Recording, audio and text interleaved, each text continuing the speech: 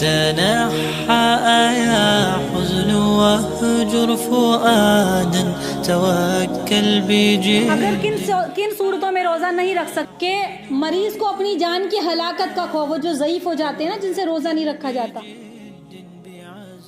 تو مریض کو اگر ہلاکت کا خوف ہو یا کوئی ایسی دوائی بتائی ہو کہ جس کو نہ کھانے کے اگر کھایا نہیں تو چکر آنے لگیں گے، بے ہوش ہو جائیں گے، یا انجیکشن کوئی ایسا ضروری ہے اور دن میں 2 بار 3 بار لگتے ہیں، تو مریض کو اپنی جان کی ہلاکت یا کسی عضو سے بیکار ہو جانے کا خوف ہو، مرض کی پیدا ہو جانے سے مرض بڑھ جانے کا خوف ہو، تو اس حالت میں روزے کی رخصتی ہے.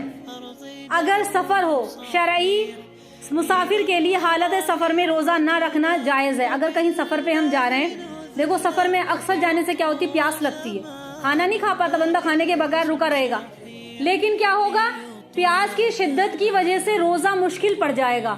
بعض تو روزہ رکھتے ہیں تو چکر آ جاتے ہیں، گر جاتے ہیں، ٹرین میں بسوں میں چکر آ جاتے ہیں. دوائی لینے جانا ہے، شادی کے لیے جانا ہے، یا کوئی زیادہ ایمرجنسی خاص کام ہے تو بعد میں قضا کر لے، اللہ نے رخصتی دے دی. اور جو شرعی سفر ہے وہ 78 کلومیٹر تک کا ہے. اور آگے دیکھو، یہ بہت موسٹ امپورٹنٹ سوال ہے کہ جس میں ہم لوگ سوچتے ہیں کن حالات میں نہ رکھیں، کن حالات میں رکھیں. اب آتا ہے حاملہ عورت، حمل والی عورت. اگر حاملہ عورت ہے، اپنی اسے بچے کی جان کا نقصان کا ہلاکت ہے، تو اس کے لیے بھی روزے قضا کرے گی، لیکن بعد میں، ایسا نہیں کہ بعد میں معاف ہو گئے، قضا، ان کی قضا کرنی ضروری ہے. دودھ پلانے والی عورتوں کو بھی رخصت دی گئی ہے کہ وہ اپنے اوپر اپنے بچے پر نقصان یا ہلاکت کا خوف ہو تو ان حالتوں میں روزہ نہ رکھے، اجازت دی گئی ہے.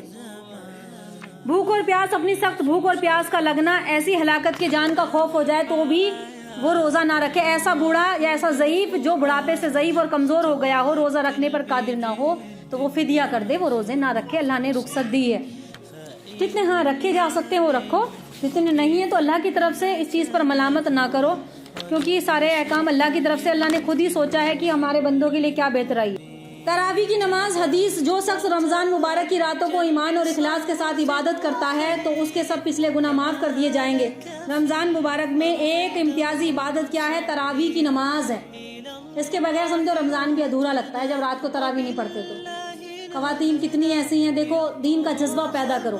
جو نہیں پڑھ پائے، جتنی زندگی گزر گئی کوئی بات نہیں، لیکن اب نیت کرو کہ ہم نے پہلے نہیں پڑھی، اب پڑھیں گے تراویح. اور ایک سجدے پر اللہ 1500 نیکی جو دے رہا ہے، 60,000 سرخ یاقوت کے محل دے رہا ہے کہ جس کے 60,000 دروازے ہوں گے، تو وہ محلات بھی تو لینے ہیں نا. مشقت تو پڑے گی، مشقت ہر کام میں، دنیا کے کاموں میں مشقت ہے. تو تراویح کے بارے میں آیا کہ رمضان مبارک کی ایک امتیازی عبادت کیا ہے؟ تراویح کی نماز ہے، جو اپنی الگ شان رکھتی ہے. اس کے ذریعے سے رمضان مبارک میں مسجدوں میں رونق اور بڑھ جاتی ہے، شوق میں اور رمضان میں عبادت بڑھ جاتی ہے. حدیث شریف میں آتا ہے نبی کریم صلی اللہ علیہ وسلم نے رمضان مبارک میں 3 دن مسجد نبوی میں جماعت کے ساتھ نماز پڑھائی. مسجد نبوی میں رمضان میں 3 دن جماعت کے ساتھ نماز پڑھائی اور جماعت نماز پڑھائی. لیکن جب مجموعہ زیادہ بڑھنے لگا تو صحابہ اکرام نے غیر معمولی ذوق شوق کو دیکھ کر آپ سے یہ خطرہ ہوا کہ کہیں یہ نماز امت پر فرض نہ ہو جائے. تو زیادہ تعداد جب بڑھنے لگی تو 3 دن پڑھائی، اگلے دن آپ آئے نا، آپ مسجد میں تشریف نہیں لائے. صحابہ اکرام کا اور جذبہ اور تعداد بڑھ گئی. تو اللہ کے نبی نے دیکھو اس امت کے لیے کتنی خیر کی دعائیں مانگی. اب کیا فرمایا کہ میں اس لیے نہیں گیا چوتھے دن کہیں یہ میری امت پر اللہ فرض ہی نہ کر دے. اگر آج تو کیا ہے، سنت ہے، تراویح ہے، اگر آپ پڑھو گے تو اللہ درجات بلند کرے گا.